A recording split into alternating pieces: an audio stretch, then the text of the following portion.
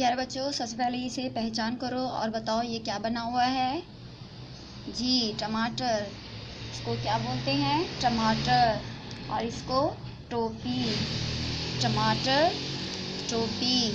जब हम टमाटर और टोपी कहते हैं तो सबसे पहले ट की आवाज़ निकलती है। ट, टमाटर, टोपी। इस तरह प्यारे बच्चों, जैसे हमने ब प त लिखा था वैसे ही इसको ऐसे दाएं से बाएं की जाने वैसे लिखेंगे और इसके ऊपर लुढ़की लगाएंगे तो इसको ट कहेंगे। ट, टमाटर, ट, टोपी। इस तरह आपने टोपी में रंग करना है। इन ट नीचे बने हुए हैं, इनमें भी रंग करना है और इनको याद भी करने हैं, इनके नाम भी याद करने हैं और ब प त ट इसी तरह आपने लिखने भी है और इनको याद भी करने हैं।